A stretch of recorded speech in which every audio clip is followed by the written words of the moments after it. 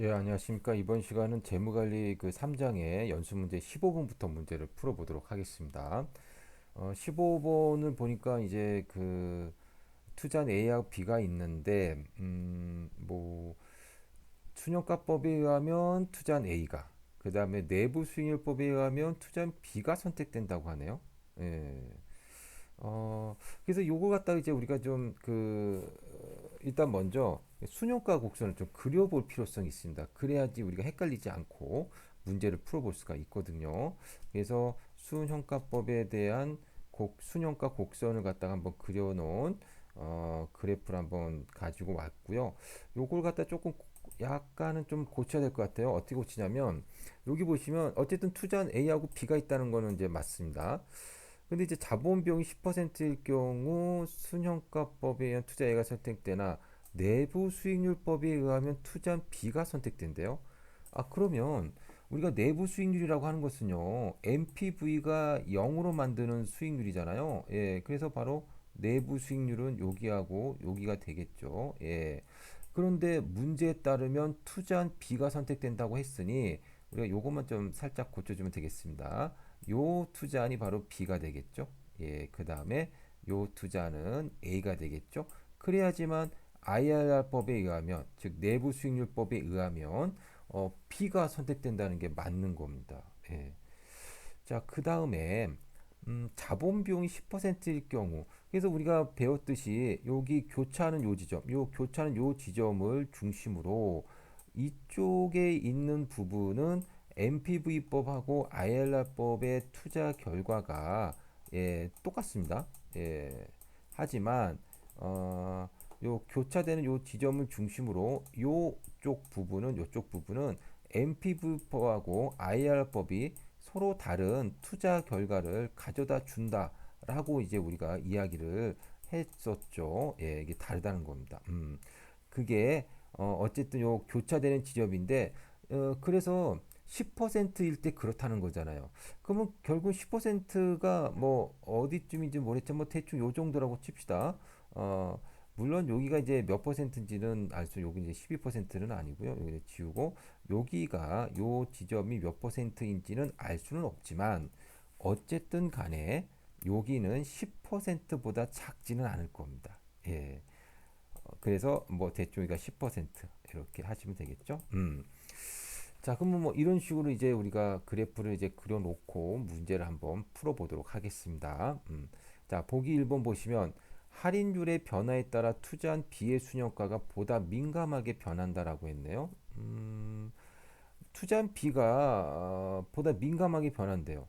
어, 근데 잠깐만요. 여기 보니까 B라는 투자의 순영가는 지금 어떻게 되어 있냐면 이렇게 되어 있습니다. 예, 기울기가. 근데 A라는 투자의 기울기를 보니까 이렇게 되어 있죠. 예, 누가 더 기울기가 더 급하죠? A가 더 급하네요. 예. 그러면 A가 더 민감하게 변한다는 뜻입니다. 그런데 여기서 보기 1번을 보니까 B가 더 민감하게 변한다라고 했으니 이거 이제 잘못된 거죠. 이제 답은 그래서 어쨌든 1번이라고 보시면 되겠습니다. 그래서 보시면 이제 B는 이제 완만하잖아요. 이제 그래프가 B라고 한다면 그래서 예를 들어서 할인율이 여기가 이제 10%고 여기는 이제 20%라고 했을 때 MPV는 여기가 만약에 100이라고 한다면 20%일 때는 50으로 이렇게 떨어지겠죠. 근데 이제 A 같은 경우는 이렇게 된다는 겁니다. 이렇게. 그래서 예를 들어서 10%일 때는 MPV가 100인 건 맞지만 여기 50으로 떨어진 걸 보니까 뭐 대충 한 12% 혹은 14% 정도? 그러니까는 B보다 A가 훨씬 더 그 할인율 변화에 따라서 MPV가 더 빨리, 더 많이 변했잖아요. 그러니까 보기 1번이 틀린 설명이라고 보실 수 있겠습니다. 자, 그 다음에 우리 2번을 보도록 하겠습니다. 두 투자안의 순영가를 같게 하는 할인율은 10%보다 높을 것이다 라고 그랬습니다.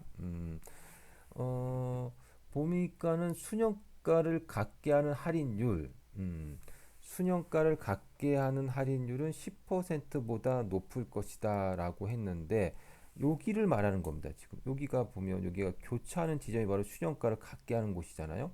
여기는 아까도 말씀드렸듯이 10%보다는 그냥 몇 퍼센트인지는 모르겠지만 어쨌든 10%보다는 클 것이다라는 겁니다. 예, 예, 이거 예, 어, 우리가 또 이해를 할 수가 있을 겁니다. 이거 보기 2번, 보기 2번 맞는 이야기입니다. 예. 자, 그다음 3번. 순형가법과 내부 수익률법의 평가 결과가 서로 상이한 것은 내용 연수 내 현금 흐름 또는 투자 규모 차이에 대한 재투자 수익의 가정이 서로 다르기 때문이다. 우리 배웠죠. MPV법과 ILR법이 서로 다른 평가 결과를 가져오는 이유는 재투자 수익률의 가정이 다르다.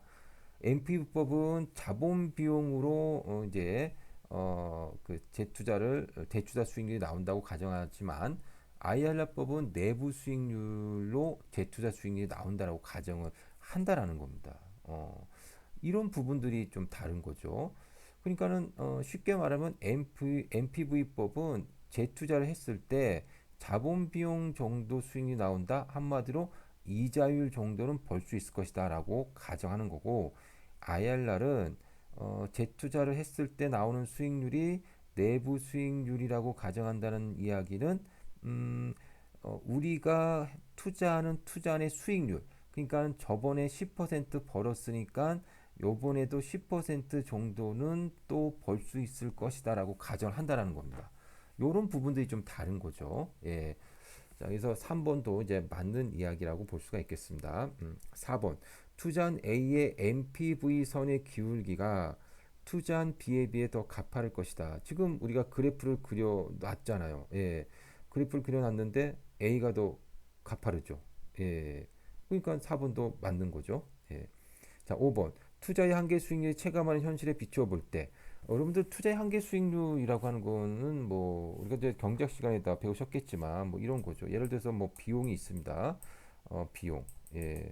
그래서 예를 들어 내가 종업원 한 명 채용합니다. 그럼 이제 100만 원을 이제 임금을 줍니다. 그랬을 때 어떤 수익이 있겠죠. 수익이 얼마냐면 뭐 200만 원이 났습니다. 그러면 이익은 모두 얼마가 납니까? 예, 100원이 나겠죠. 근데 이제 그 종업원 한 명 더 채용했어요. 월급을 100만 원 또 줘요. 그러면 두 명이니까 200만 원의 비용이 들어가겠죠. 종업원을 두 명 채용했으니 수익이 좀 늘어날 겁니다. 그러면 한 280 정도 늘어날 겁니다. 예. 그 다음에 이익은 얼마가 됩니까? 예, 80이 되는 거죠. 예.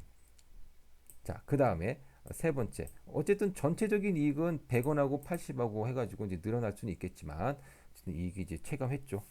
그 다음에 세 명째를 채용합니다. 그럼 300만 원 임금을 주겠고 수익은 어, 조금씩 이제 또 체감을 하게 됩니다. 그래서 330 정도 이렇게 되겠습니다.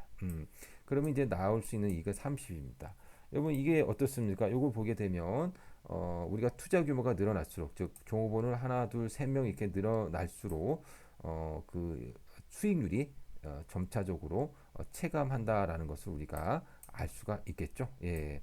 이게 바로 이제 한계 수익률 체감의 법칙이고요. 이런 부분들은 뭐 여러분들 경제학 시간에 더 자세하게 배우실 수 있을 겁니다. 예, 여기서 이제 간단하게 이제 우리가 설명을 드렸고요. 자, 어쨌든 한계 수익률 체감한다라고 보시면 되겠고, 그랬을 때 순형가법에 의해서 투자한 A를 선택하는 것이 보다 타당하다라고 했는데 어떻게 보면 당연합니다. 왜냐하면은 우리가 만약에 순형가법과 아일라법이 서로 다른 결과를 보여줄 때는 어떤 투자한 평가 방법을 선택하라고 했습니까?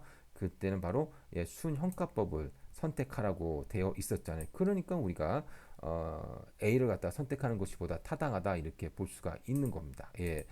음, 게다가 또 이제 한계 수익률이 체감한다라고 하는 것은 그런 거겠죠. 그래서 규모가 커질수록 수익률 점점 체감하게 되고요. 뭐 그러다 보니까는 아무래도 우리가 투자 규모가 커지는 그런 어떤 인기 있는 업종 같은 경우는요. 투자를 해봤자 거의 자본 비용 수준의 수익률이 나는 경우가 많습니다. 즉 이자율 정도만 번다는 거죠.